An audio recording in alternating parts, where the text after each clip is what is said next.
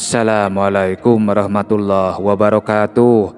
Urang ngadongeng deui urang ngadongeng deui mitra-mitra pemirtub. Direncangan ku Mang Guru. Mang Guru bade mangdongengkeun deui neraskeun hanca carita anu katunda kalayan judul Santri Pinilih. Ieu dongeng karangan Kang Heri Supriyadi Cianjur. Panginten ayeuna teh nincak seri anu ka-58. Supados teu nyangkolong kana waktos, mangga urang sami-sami ngabandungan deui kumaha jujutan ieu cariyos. Sok kaparayun sadayana.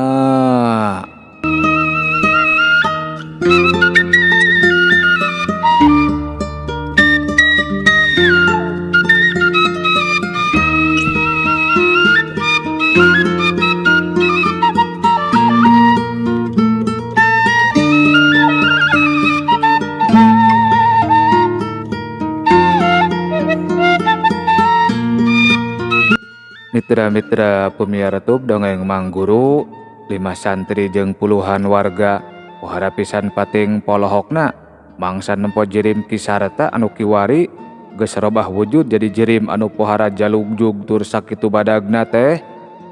Bantuan si Atman keun bae ieu mah disanghareupan ku Akang, celengkeungna Jang Aris. Kituna teh bari rutret ka Jang Yuda jeung kaopat baladna.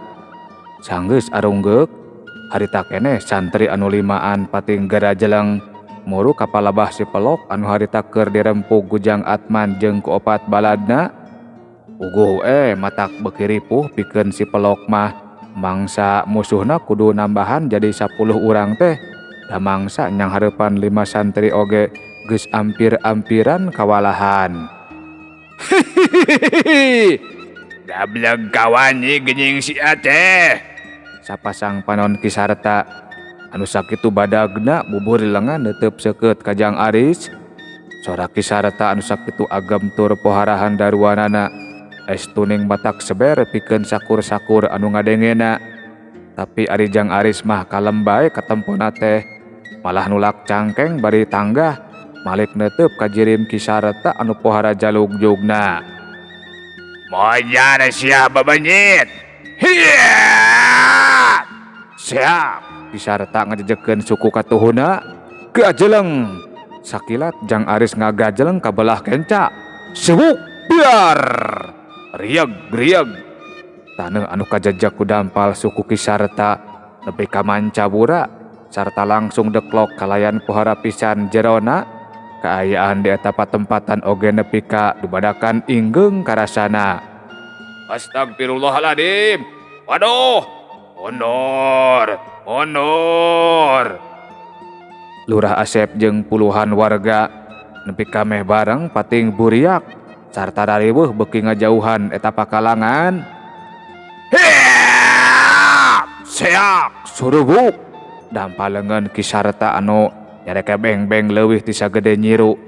Corana nepi ka bang baraan mangsa rek ngagebug awak anu jadi lawan. Gajeleng geblug biar. Taneuh di eta palataran nepi ka mancawura deui alatan kagebug ku panarajang dampaleungeun kisarta anu sakitu badagna. Ari Jang Aris namah teu beunang sabab kaburu ngagajeleng nyingkahan eta panarajang. Sewuk. Seak geblug biar. Rieg.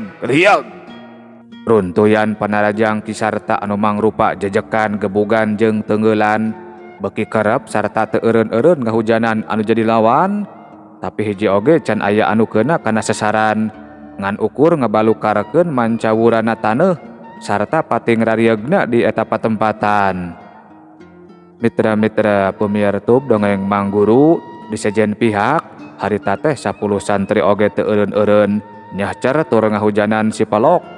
Kuruntuyan panarajang jejekan jeung teungeulan 10 santri anu geus dieusi ku tanaga lapisan loba anu pating jelebet sarta nangalepisan kana sasaran.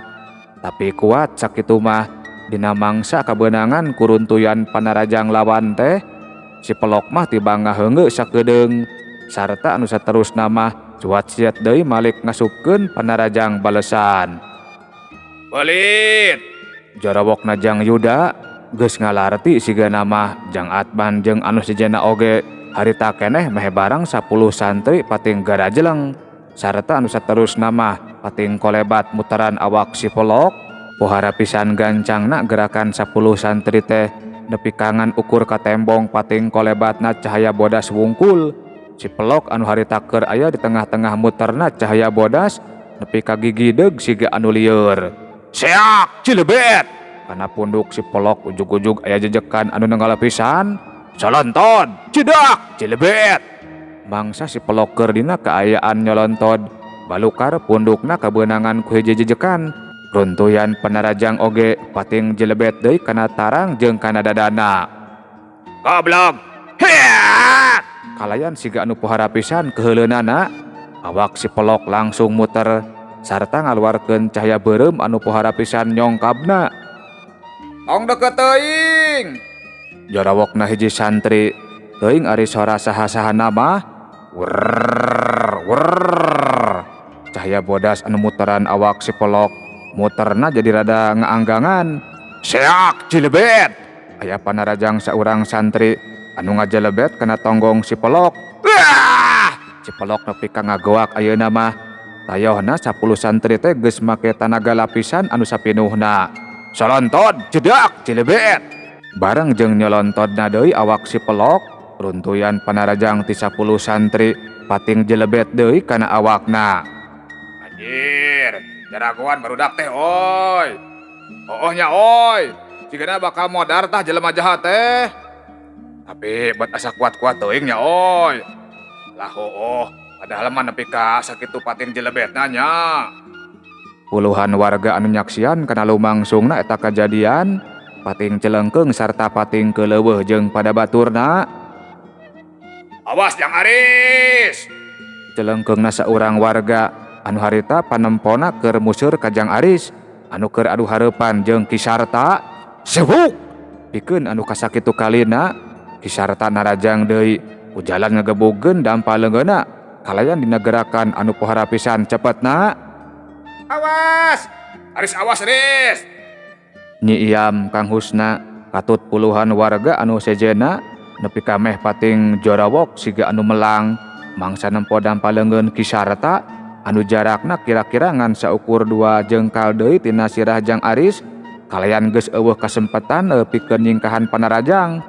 Dina mangsa anu sarua Jang Aris mah langsung bae ngangkatkeun 2 leungeunna dina kaayaan dampal leungeun anu dipake mapag panarajang Ki Sarta. Sebuk cilep biar! Taneuh mancabura deui sarta langsung deklok lumayan pisan jerona. Aris! Astagfirullah Jang Aris! Jang Aris! Jang Didin, Nyi Iam jeung Kang Husna katut puluhan warga meh barang pating jorawok deui kalayan siga anu pohara pisan dareuwaseunana sabab sidik pisan kabeh oge nempo awak Jang Aris anu nepi ka ngalalep kana taneuh balukar kadadetkeun ku dampal leungeunna Ki Sarta anu pohara badagna. Dina panyangkana anu narempo kana eta kajadian mah geus pasti we penghek awakna Jang Aris teh. Mojar syah mojar. Kop. Sanggeusna sempet ngagak-gak heula teh Ki Sarta teu cacap nyaritana malah bengong nempo deklokna taneuh sabab tetela Jang Aris nama eueuh. Dina kaayaan kitu ujug-ujug suruhuk belesat. Persis pisan ditukangeun Ki Sarta. Dina jero taneuh ujug-ujug aya anu nyuruwuk sarta ngabelesat ka awang-awang. Anu tetela geuning anu cikeneh nyuruwuk tina jero taneuh teh tayalian iwal ti Jang Aris. Langsung bae Ki Sarta malikeun awakna sarta anu saterusna mah tanggah kalayan nembongkeun paroman beungeut anu kacidareuwaseunana. Orse! Puluhan warga meh bareng sarurak nepi ka teu saeutik anu kalaprok sarta ajarag-ajaragan siga anu bungah pisan mangsa nempo Jang Aris dina kaayaan salamet teh. Dina kaayaan tanggah dina baham Ki Sarta anu calawak nyebrotkeun cahaya beureum anu ngabelesat ka awang-awang. Jang Aris anu harita masih keneh mumbul kaluhur nempo panarajang Ki Sarta teh lain nyingkah malah gancang nutug dina kaayaan awak anu dubadakan ngagebur di bulan ku cahaya bodas. Seot sebuk bruk. Dina kecepatan gerak anu pohara pisan gancangna, awak Jang Aris nutug semumuter nembus cahaya beureum anu nyebrot tina bahamna Ki Sarta nepi ka ngabalukarkeun sora anu ngaguruh pohara pisan tarikna.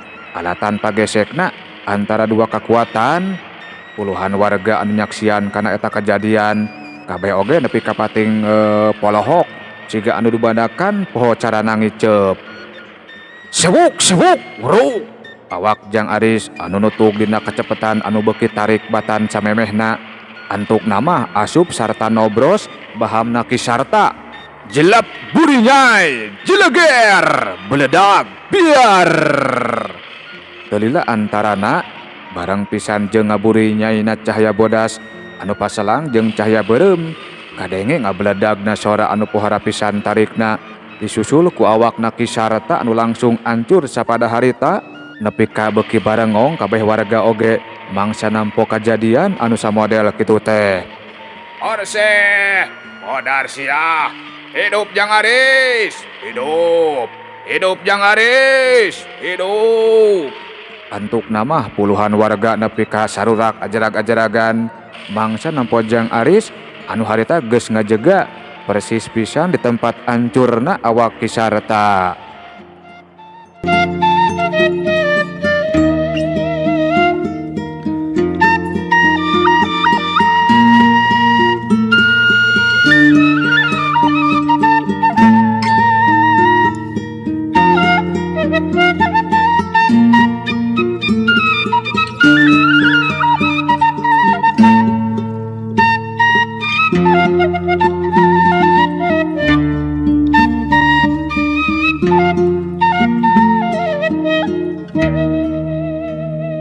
Dina kaayaan kitu ujug-ujug beledag. Kadenge aya sora anu ngabeledag disusul ku sora anu ngagoak kalayan pohara pisan tarikna barang pisan jeung ngacalengna hiji jirim anu ngalayang di awang-awang. Kalayang kalayang brug. Antuk nama eta jirim anu ngaceleng teh ngagebrug ninggang lemah kalayan persis pisan dihareupeun Jang Didin. Ampir-ampiran katinggang Jang Didin oge lamun teu kaburu mundur mah. Tetela geuning jirim anu cikeneh ngaceleng sarta ragrag ninggang lemah teh aya lian si Pelok anu tayohna mah kabeunangan ku panarajang 10 santri. Si Pelok hargungan sarta pepelengkingan jiga anu keur nandangan kanyeri anu pohara pisan rosana. Modar sia bebel seak gebur. Kalayan siga anu pohara pisan keheuleunnana Perep katuh Jang Didin anu dibadakan ngagebur di buleun ku cahaya beureum cemet sikuna nyuruwuk sarta lempeng pisan kana tarang si Pelok. Sehuk jelep kerapak kerapak. Balukar ditonjok ku Jang Didin sirah si Pelok nepi ka ngalalap kana taneuh disusul ku awakna anu kekerapekan siga anu sakarat. Mitra-mitra pemirtub dongeng Mang Guru nempo kitu sadaya oge nepi ka pohara pisan ngararenjagna. Sabab teu nyangka tetela geuning Jang Didin oge nyangking kekuatan anu teu jauh beda jeung Jang Aris sarta 10 santri. Tapi lain anu narampokeun wungkul anu nepi ka pating polohok teh. Dalah Jang Didin sorangan oge nepi ka puluhak polohok meh teu ngiceup-ngiceup. Kituna teh bari nilik-nilik leungeun katuhuna. Anu kiwari mah geus biasa deui. Aya cahya bodas anu ngabuleun leungeunna. Waduh, geuning Kang Didin oge nyangking kekuatan. Celengkeungna Jang Atman. Kituna teh bari puluhak polohok sarta rutret ka balad-baladna. Nya, asa ku teu nyangka pisan. Boh 10 santri Lurah Asepon kitu deui jeung puluhan warga anu sejena pikeun sababaraha kedapan mah bati pating polohok bae sarta kabeh malencrong ka Jang Didin. Iwal Jang Aris anu katembongna kalem teh malah unggut-unggutan netep Jang Didin anu jadi sobatna. Hidup Jang Didin. Celengkeungna saurang warga. Hidup cenah. Puluhan warga pating celengkeung bari ngacung-ngacungkeun peureupna. Kaasup Mang Lili anu nepi ka dangah mangsa nyebut ngaran Jajaka anu moal lila deui bakal jadi minantuna. Mitra-mitra pemirtub dongeng Mang Guru lumayan jauh ti eta patempatan dina mangsa puluhan warga keur pating jorawok di palataran anu urut dijadikeun tempat galungan teh hiji jirim anu tayohna mah geus lila ngawaskeun kana lumangsungna eta kajadian, kalayan keketayepan kaluar tina sarupaning rurungkunan anu samemehna dijadikeun panyumputan. Tetela geuning eta jirim teh tayalian si Ajo teu langsung mulang geuningan ari sabenerna mah si Ajo teh, tapi malah ngawaskeun ti kajauhan. Tayohna mah ngarasa panasaran hayang nyaho kana lumangsungna kajadian. Jorelat, jeleng jeleng jeleng. Geus kitu mah gancang bae si Ajo gujelang gajeleng jojorelatan ninggalkeun eta patempatan. Aduh, teu nyangka geuning maneh teh sakti Din. Nya, nah atuh kita tadi buat cicing wae. Wah, nyamuni sigana mah jang Didin teh. Di palataran anu cikeneh dijadikeun pakalangan, puluhan warga geus mimiti ngadareukeutan Jang Aris 10 santri katut Jang Didin. Mangsa sababaraha urang warga pating celengkeung kitu teh, ari Jang Didin masih keneh puluhak polohok siga anu bingung. Kang, si Ahmad nyerieun dadana, ceuk Jang Yuda di antara galecok jeung pating celengkeungna warga. Bawa ka imah, parentahna Jang Aris. Geus kitu mah gura-giru bae Jang Ahmad pada nyangkeh, sarta anu saterusna mah sagancangna dibawa asup ka imah Kang Husna. Tetehlah geuningan ari sabenerna mah Jang Ahmad teh nandangan tatu anu lumayan parna, alatan kabeunangan ku panarajang si Pelok. Ngan pedah sigana teh ari Jang Ahmad mah embung kanyahoan kudu jadi baladna. Pak, Aris nyuhunkeun waktos, ulah dugi ke aya anu ngaganggu, margi bade ngalandongan si Ahmad, ceuk Jang Aris ka Lurah Asep. Lurah Asep langsung ungeuk tandani ngarti. Ulah aya anu ngaganggu Jang Aris, rek ngubaran heula Jang Ahmad. Urang ngurus layon jelema itu we ayeuna mah, heuh bawa ka imah kuring, ceuk Lurah Asep. Rutret ka puluhan warga, kalayan sorana anu rada ditarikeun, kituna teh ditungtungan ku tutunjuk ka si Pelok. Warga oge ngarti sigana mah sok sanajan sararea oge siga anu hayang ngawangkong heula jeung Jang Aris katut Jang Didin sarta jeung 10 santri, tapi antukna mah sararea oge ngagugu kana parentah anu jadi pamingpin lemburna. Geus kitu mah gura-giru bae Jang Aris, Nyi Iyam jeung Kang Husna nuturkeun 10 santri anu geus arasup ka jero imah. Jang Didin oge milu nuturkeun da memang diajak ku Jang Aris. Mitra-mitra pemirtub dongeng Mang Guru, ari puluhan warga sanggeus Jang Aris jeung anu sejena arasup ka jero imah mah gura-giru bae muru ka si Pelok anu tetela geus taya nyawaan. Awak si Pelok didudut lalaunan, da bubuhan sirahna ngalalep kana taneuh. Nepi ka pating birigidig sararea oge mangsa sirah si Pelok geus bisa dikaluarkeun tina jero taneuh teh. Sabab tetela sirahna nepi ka beulah, sigana mah mangsa diteungeul ku Jang Didin teh, si Pelok keur dina kaayaan ngalesotkeun tenaga lapisanana. Aya cokorna Pak Lurah, celengkeungna saurang warga, mangsa manggihan sukuna Kisarta. Teangan deui sesana, parentahna Lurah Asep. Sababaraha urang warga gancang ngagugu, sok sanajan bagean-bagean awak Kisarta teu lengkep, tapi antukna mah dikumpulkeun saayana. Komo bagean sirahna mah ngan saukur kapanggih panon jeung ceulina wungkul. Sanggeus teu manggihan deui bagean-bagean awakna Kisarta, antukna mah puluhan warga ngalabring muru ka imahna Lurah Asep pikeun mulasara layon si Pelok jeung layon Kisarta anu geus teu mangrupa. Mitra-mitra pemirtub dongeng Mang Guru, sanapina ka imah Lurah Asep, beuki loba warga anu daratang nepi ka ngagimbung minuhan buruan. Indung Neng Yasmin jeung welasan awewe anu daratang ngadondrek nempo. Nepi ka loba anu babalongkengan mangsa nempo kaayaan layonna Kisarta anu diburu sutkeun tina karung teh.